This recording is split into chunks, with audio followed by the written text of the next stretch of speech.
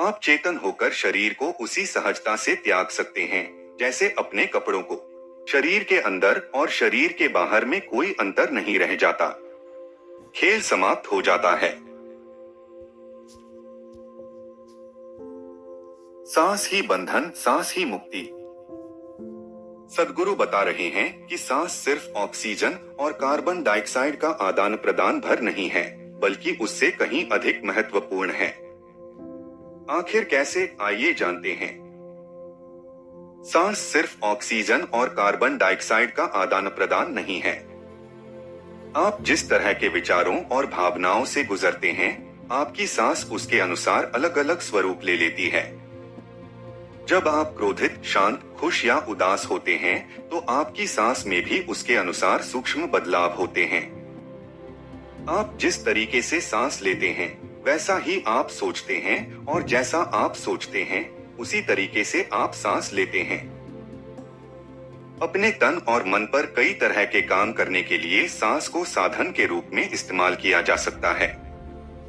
प्राणायाम एक विज्ञान है जिसमें आप जागरूक होकर एक खास तरीके से सांस लेते हुए अपने सोचने, महसूस करने, समझने और जीवन को अनुभव करने का तरीका बदल सकते हैं।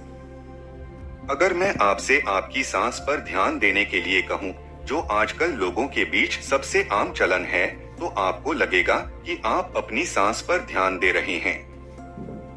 लेकिन आप बस हवा की गति से पैदा होने वाली हलचल को ही महसूस कर पाते हैं।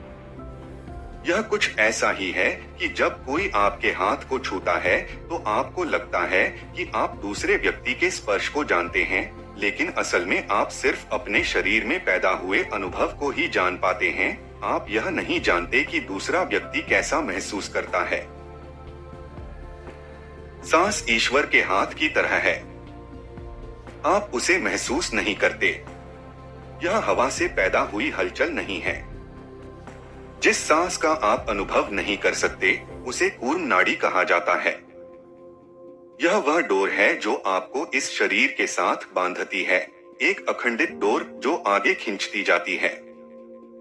अगर मैं आपकी सांस बाहर निकाल लूं, तो आप और आपका शरीर अलग अलग हो जाएंगे, क्योंकि जीव और शरीर कूर्म नाड़ी से बंधे हुए होते हैं। यह एक बड़ा धोखा है। ये दोनों अलग अलग चीजें हैं, लेकिन एक होने का दिखावा करते हैं। यह शादी की तरह है। पति पत्नी दो इंसान होते हैं, लेकिन जब वे बाहर आते हैं, तो एक होने का दिखावा करते हैं। यहाँ पर दो लोग हैं, शरीर और जीव, दोनों एक दूसरे के बिल्कुल विपरीत, लेकिन वे एक होने का दिखावा करते हैं। अगर आप सांस से होकर गहराई में अपने अंदर तक, सांस के सबसे गहरे केंद्र तक जाते हैं, तो वह आपको उस बिंदु तक ले जाएगा जहां आप वास्तव में शरीर से बंधे हुए हैं।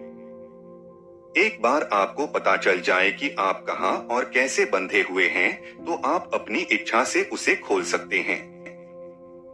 आप चेतन होकर शरीर को उसी सहजता से त्याग सकते हैं जैसे अपने कपड़ों को। जब आपको पता होता है कि आपके कपड़े कहां पर बंधे हुए हैं, तो उन्हें उतारना आसान होता है। जब आपको नहीं पता होता कि वह कहां बंधा हुआ है, तो चाहे आप उसे जैसे भी खींचे, वह नहीं उतरता। आपको उसे फाड़ना होगा।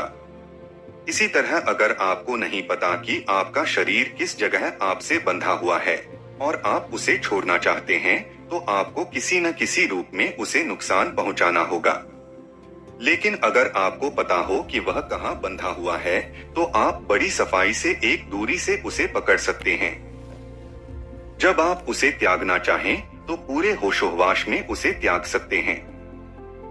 जीवन बहुत अलग हो जाता है जब कोई अपनी इच्छा से शरीर को पूरी तरह त्याग देता है। तो इसे हम महासमाधि कहते हैं। आमतौर पर इसी को मुक्ति या मोक्ष कहा जाता है। सब कुछ बराबर हो जाता है। शरीर के अंदर और शरीर के बाहर में कोई अंतर नहीं रह जाता।